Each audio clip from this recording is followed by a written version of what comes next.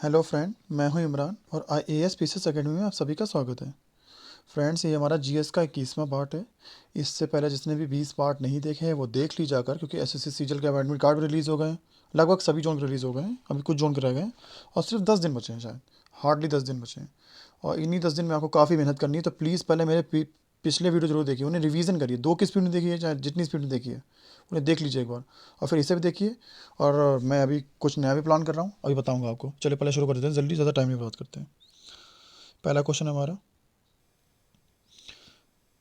द्वितीय पिछड़ा वर्ग आयोग को नाम से जाना जाता है, मतलब सेकंड बैकवर्ड क्लासेस कमीशन है, इसे इस नाम से भी जाना जाता है। तो आपके सामने ऑप्शन है मंडल आयोग, तेंदुलकर आयोग, नेहरू आयोग या फिर अम्बेडकर आयोग। तो आप लगा लीजिए। तो आयोग आपने लगा लिया होगा, तो इसका होगा मंडल आयोग। ठीक है, नेक्स्ट देखते हैं। नेक्स्ट हमारा क्वेश्चन है, आप अच्छे से पढ़ लीजिए। विशिष्ट आवश्यकताओं और प्रक्रियाओं के लिए सुप्रीम कोर्ट द्वारा निर्धारित दिशा निर्देश हैं, जिनका पालन पुलिस को किसी भी व्यक्ति को गिरफ्तार करने में, हिरासत में लेने और पूछताछ करने के लिए करना पड़ता है। मतलब ये कहना चाहता है कि मतलब एक, मतलब निर्देश है किसी चीज़ के, मतलब किसी व्यक्ति के, या फिर एक तरह से आयोग बोल सकते हैं, समिति बोल सकते हो।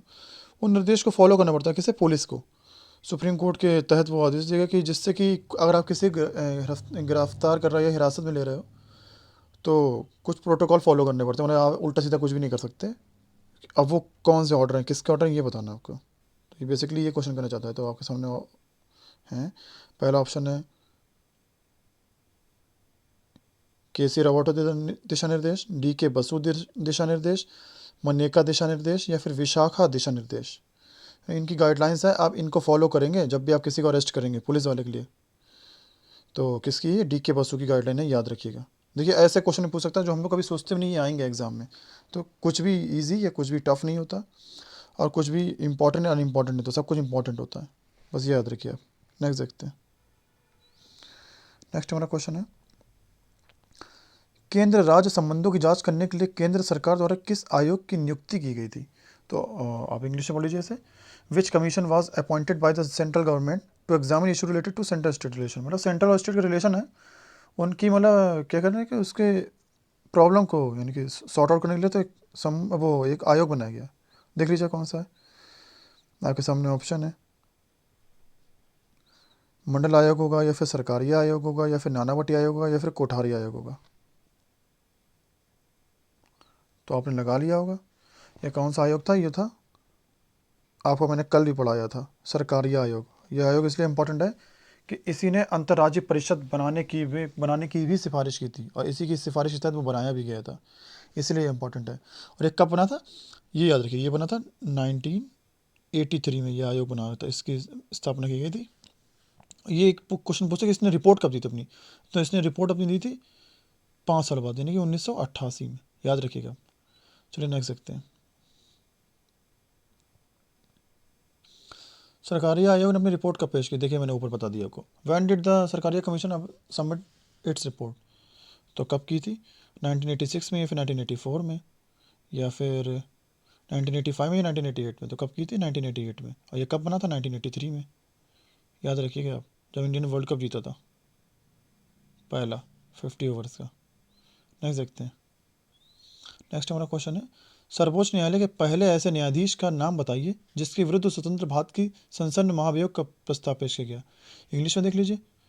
नेम द फर्स्ट एवर जज of the supreme court against whom the motion of impeachment was introduce into parliament in independent India. मतलब आज़ादी की बात कर रहा है। पहले ऐसे मतलब न्यायाधीश का नाम बताना है जिनके खिलाफ महाभियोग प्रस्ताव पेश किया गया है। ठीक है, तो ऑप्शन आपके सामने है, जस्टिस वीरा स्वामी, जस्टिस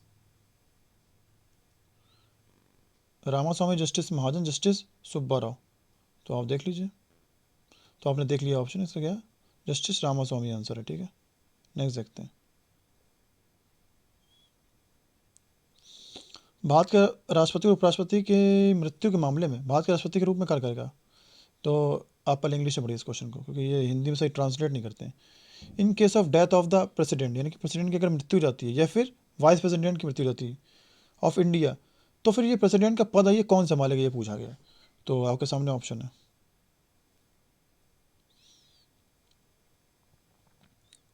क्या ऑप्शन है?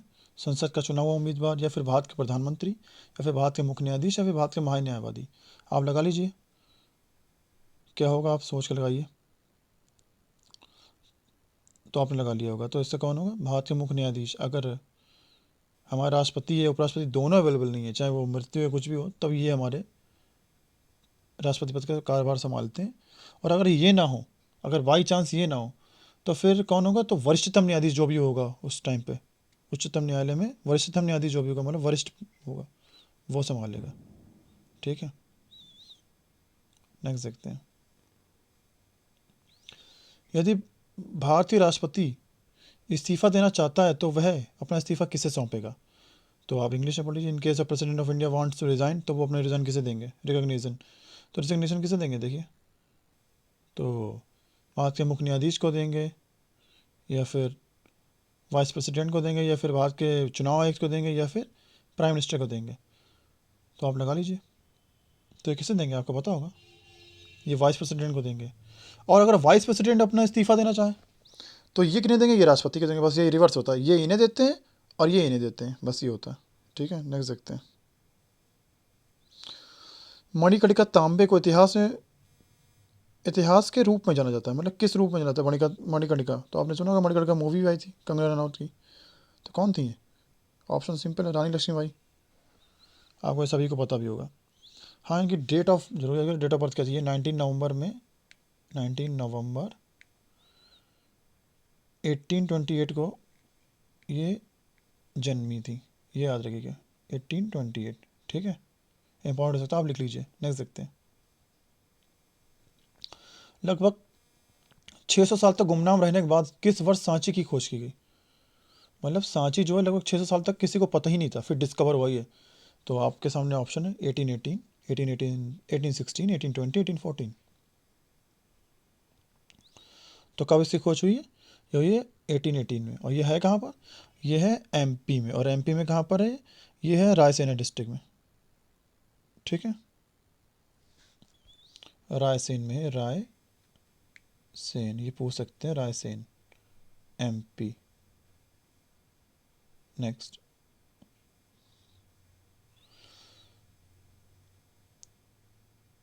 क्वेश्चन, नेक्स्ट क्या है? का गोल गुंबद या फिर गुंबज मोहम्मद आदिल शाह की कब्र है, मतलब कहाँ का गोल गुंबद? ना गोल गुंबज ऑफ विच प्लेस। ठीक है, जो किसी, ये अब देखिए यहाँ से क्वेश्चन मिल सकता है कि ऐसे पूछेंगे कि ये गोल गुंबद जो है हमारा, ये किसकी कब्र है? तो बोल सकता है, ऐसे ऑप्शन आएगा नॉर्मली तो आदिल शाह की कब्र, याद रखिएगा। ठीक है, तो ये कहाँ का है आपको पता होगा, बीजापुर का। ठीक है, नेक्स्ट देखते हैं। नेक्स्ट हमारा क्वेश्चन है, तीसरे एंग्लो मैसूर युद्ध के दौरान बंगाल के गवर्नर जनरल कौन थे? तो आपके सामने ऑप्शन है, who was the governor general of Bengal during the third Anglo Mysore war? तो आपके सामने ऑप्शन ये दे रखे हैं। क्या ये जॉन मैक्स फर्सन थे, या फिर अर्ल कॉर्नवालिस द्वितीय थे, यानी कि Cornwallis second, earl Cornwallis second, John Shore, या फिर वॉरेन हेस्टिंग? तो कौन थे ये थे अर्ल कॉर्नवालिस। ठीक है, या फिर सेकंड अर्ल कॉर्नवालिस। नेक्स्ट देखते हैं। शिवाजी महाराज के समय मंत्री परिषद के रूप में जाना जाता है, मतलब शिवाजी महाराज के टाइम पर उनकी काउंसिल में किसे मिनिस्टर्स के रूप में जाना जाता है? आपके सामने ऑप्शन है, देख लीजिए आप। तो क्या ये फिर अग्रहारम थे, या फिर अष्टदिग्गज थे, या फिर अष्टप्रधान थे, या फिर नवरत्न थे? देखिए, नवरत्न जो हैं, ये देखिए सबसे पहले थे चंद्रगुप्त विक्रमादित्य के टाइम पर। ठीक है, और सेकंड इसके बाद कब बने थे? अकबर के टाइम पर थे, तो ये तो होंगे नहीं। अष्टदिग्गज ये क्या थे? ये थे कौन वो, संगम डायनेस्टी के थे, कृष्णदेव राय जी, उनके दरबार में थे अष्टदिग्गज। और ये क्या थे? तेलुगु ग्रेट पोएट थे। कौन से? तेलुगु पोएट, बहुत महान। ठीक है, और कौन बचे फिर? ये अष्टप्रधान, ये थे। ठीक है, नेक्स्ट देखते हैं। किस वर्ष पुर्तगालियों ने गोवा पर कब्जा कर लिया था, यानी कि जो पुर्तगालियों ने गोवा को कैप्चर कर लिया था, कब किया था? 1510 में, या फिर 1514 में, या फिर 1610 में, 1475 में? तो कब कर लिया था? ऑप्शन आपके सामने है 1510 में। किसने किया था? अल्बुकर्क ने किया था। ठीक है, गोवा पर कब्जा। नेक्स्ट देखते हैं। मुगल इतिहास को किस भाषा में लिखा जाता है? तो आप देख लीजिए, आपके सामने ऑप्शन है। संस्कृत में ना, ये तो होने से रहा। हिंदी, ये भी वो लोग ज़्यादा जानते ही थे। फारसी, उर्दू, इनमें से कोई होगा, इन्हीं में बहुत कन्फ्यूज़न होता है लोगों का। तो कौन सा होगा? फारसी होगा, ठीक है। अगर एक तुर्की और रखी होती यहाँ पे तो फिर आप बंटे झाड़ कर जाते, पता नहीं क्या लगा के आते। तो क्यों तीनों, लेकिन इसे कन्फर्म करिए फारसी है, अब लिखते हैं वो लोग, ठीक है। तो नेक्स्ट है डरबी। यहाँ से स्ट्रैटेजी का शुरू हुई। डरबी ट्रॉफी जो है किस खेल से संबंधित है? तो आपके सामने ऑप्शन है, हॉर्स राइडिंग से है, या फिर स्नूकर से, शतरंज से, गोल्फ से। किससे है? ये है हॉर्स राइडिंग से, ठीक है। नेक्स्ट देखते हैं, निम्न में से कौन एक प्रो कबड्डी टीम है? मतलब इनमें से कोई एक टीम है जो प्रो कबड्डी टीम है, बाकी नहीं होगी। तो प्रो कबड्डी टीम देख लीजिए। अब जो थोड़ा क्रिकेट वगैरह देखता है या फिर स्पोर्ट्स देखता है, उसके लिए तो ये बहुत आसान क्वेश्चन हो जाते हैं। जैसे कि देखता है सनराइजर हैदराबाद, ये एक आईपीएल की टीम है, मतलब क्रिकेट की टीम है। दिल्ली कैपिटल, ये भी क्रिकेट की टीम। मुंबई इंडियंस, ये भी क्रिकेट की टीम है। कौन सी नहीं? तेलुगु टाइटंस नहीं है, यानी कि ये किसकी होगी? ये फिर प्रो कबड्डी होगी। मुझे नहीं पता है, मुझे प्रो कबड्डी टीम नहीं पता है, ज़्यादा नहीं पता है, कुछ ही पता है, दबंग दिल्ली पता है ये सब। लेकिन मुझे आईपीएल के बारे में पता है, मैं क्रिकेट ज़्यादा देखता हूँ, तो मैंने एलिमिनेट कर लिया। एलिमिनेशन इसी रीज़न से आता है, वो कर लेगा। तो देखते हैं अगला क्वेश्चन क्या। The IAAF male athlete of the year award has been won by Usain Bolt. मतलब यूसेन बोल्ट ने IAAF पुरुष एथलीट का पुरस्कार कितनी बार जीता है? ये बहुत महान धावक थे जमैका के, अब तो रिटायरमेंट हो गया। 1, 5, 6, 2, कितनी बार जीता है आप देखिए।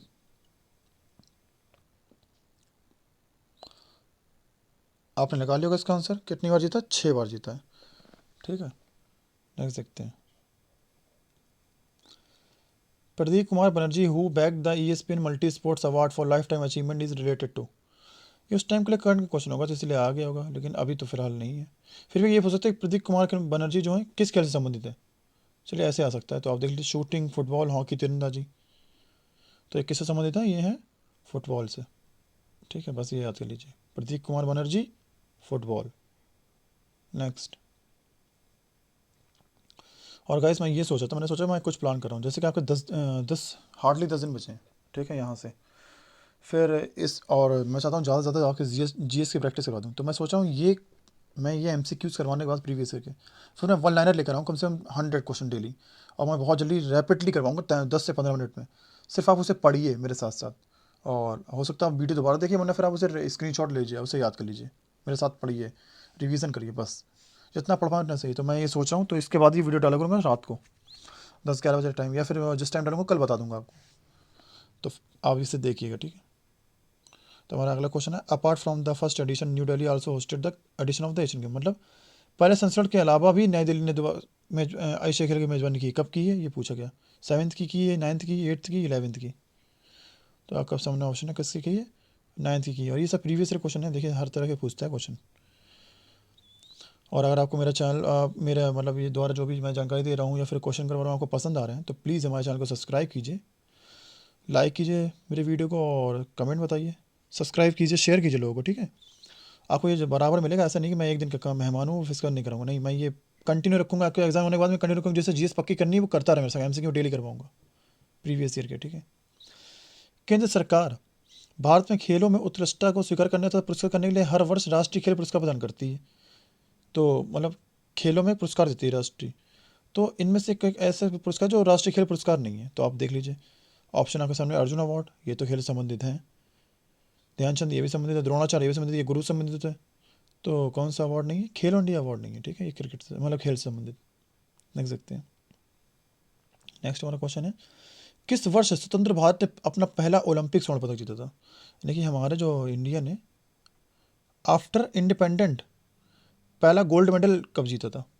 क्या 2008 में जीता था, या फिर 1948 में, या फिर 1972 में, फिर 1960 में? तो कब जीता था? ये जीता था हमारा 1948 में। किस में जीता था? हॉकी में जीता था। किसे हराया था? इंग्लैंड को हराया था, ब्रिटिश को हराया था, ठीक है। नेक्स्ट देखते हैं, पोलावरम सिंचाई परियोजना का निर्माण किस नदी पर किया गया? कौन सी परियोजना? Polavaram, Polavaram irrigation project. तो क्या सोन नदी पर है, या फिर तुंगभद्रा पर, या गोदावरी पर, कावेरी पर? कहाँ पर है ये? तो आपने लगा लिया होगा, ये है गोदावरी नदी पर, ठीक है। कहाँ पर है? ये डिस्ट्रिक्ट वेस्ट गोदावरी, आंध्र प्रदेश में, ठीक है। नेक्स्ट देखते हैं, नीचे देखिए सभी 4 नदियाँ केरल की नदियाँ हैं, इनमें से कौन सी राज्य की सबसे दक्षिणी नदी है? आप इंग्लिश में देख लीजिए। तो ऑप्शन आपके सामने, अब नैयर रिवर, या फिर पेरियार है, या फिर कुप्पम है, या फिर चलियार है। तो कौन सी है? नैयर रिवर है, जो कैसी है? सबसे दक्षिणी नदी है, ठीक, केरल की। नेक्स्ट, निम्न में से कौन भारत का सबसे बड़ा नदी द्वीप है? तो भारत का सबसे बड़ा क्या पूछा गया? लार्जेस्ट रिवर आइलैंड पूछा गया भारत का। तो देख लीजिए आपके सामने ऑप्शन है,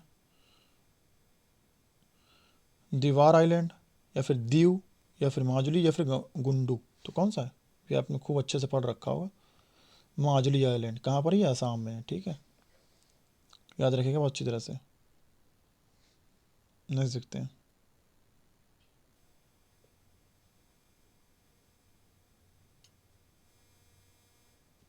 और ये ब्रह्मपुत्र नदी पर याद रखिएगा, ठीक है। निम्न में से कौन सा जलप्रपात शरावती नदी के द्वारा बनाया गया है? यानी कि कौन सा जो वाटरफॉल है, ये कौन सी नदी पर है? शरावती नदी पर। तो नाम बताना होगा कौन सा वाटरफॉल है। आपके सामने ऑप्शन है, धुआंधार, अथिरापिल्ली, या फिर जोक, या फिर दूध सागर। ये है, या फिर ये है। तो धुआंधार तो नर्मदा नदी पर, ये तो होगा नहीं। दूध सागर गोवा में, मांडवी नदी पर, ये भी नहीं होगा। जोग फॉल्स यही है, इसे महात्मा गांधी बोलते हैं, और इसे गरसोप्पा भी बोलते हैं, याद रखिएगा। गरसोप्पा जलप्रपात भी बोलते हैं, ये मैं लिख दे रहा हूँ, गरसोप्पा। और फेमस है गरसोप्पा, शरावती नदी पर, ठीक है। नेक्स्ट, निम्न में से कौन सी झील भारत की सबसे बड़ी मानव निर्मित झील है? कौन सी? Largest man made lake in India. तो आपके सामने ऑप्शन है, महाराणा प्रताप झील, गोविंद वल्लभ पंत सागर, या फिर राजसमंद झील, और ढेबर झील। तो ये ऑप्शन है आपके सामने। तो कौन सी है ये? गोविंद वल्लभ पंत सागर झील, ठीक है। नेक्स्ट देखते हैं, निम्न में से कौन भारत का तैरता हुआ राष्ट्रीय उद्यान है? ये मैंने आपको वीडियो में पढ़ाया हुआ है पहले, जिसने पढ़ा कि उसे पता होगा। फ्लोटिंग नेशनल पार्क इंडिया कौन सा है?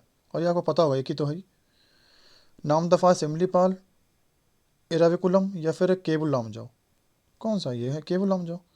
हाँ, ये इंपॉर्टेंट, ये किस लेक पर है? तो किस पर है? ये लोकटक पर है, लोकटक, ठीक है। लोकटक झील है वहीं पर, मणिपुर में। यहाँ पर एक फुगड़ी शायद पेड़ पाए जाते हैं, फुगड़ी, इसी इसी मतलब लेक में फुगड़ी पौधे पाए जाते हैं, ये भी रखिएगा। निम्न में से कौन सी नदी मध्य प्रदेश में अमरकंटक पर्वत से निकलती है? यानी कि अमरकंटक हिल से निकलती है नदी। तो आपके सामने ऑप्शन है, पेरियार है, नर्मदा है, बी ऑप्शन इसमें है नहीं, कोई बात नहीं, लेकिन इसमें हमारा आंसर है, पेरियार है, नर्मदा है, या फिर ये भी रवि है, या फिर नर्मदा, या गोमती है। तो पेरियार तो केरल की है, और गोमती लखनऊ की है। कौन सी होगी? ये होगी नर्मदा नदी, यही निकलती है, ठीक है, अमरकंटक से। नेक्स्ट देखते हैं, सूर्य प्रकाश की उपस्थिति में हमारे शरीर द्वारा किस विटामिन का निर्माण किया जाता है? मतलब किसके? सन, इन प्रेजेंस ऑफ सनलाइट। तो कौन सा होता है? विटामिन ओ होता है, या फिर विटामिन डी, विटामिन सी, या फिर विटामिन बी? आप बताइए।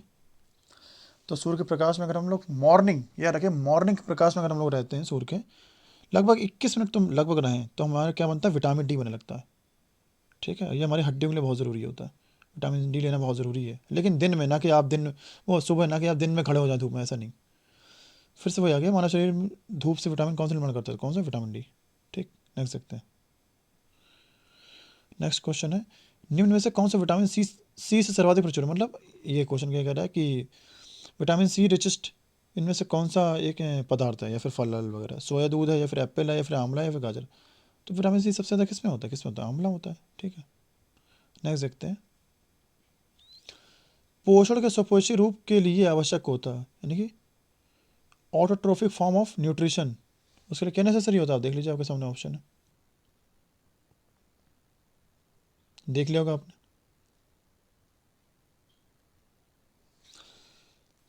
क्लोरोफिल और ऑक्सीजन, या फिर मीथेन, या फिर कार्बन मोनोऑक्साइड एंड वाटर, या फिर कार्बन डाइऑक्साइड, वाटर, और सूर्य का प्रकाश। ये तो चाहिए होता है। एक पेड़ को क्या चाहिए होता है? कार्बन डाइऑक्साइड, पानी, क्लोरोफिल, और सूर्य का प्रकाश। इससे तो फोटोसिंथेसिस करता है वो, प्रकाश संश्लेषण क्रिया इसी से होती है, बस ये चाहिए होता है। निम्न में से किस विटामिन का संबंध अस्थि सुषिरता से? किससे?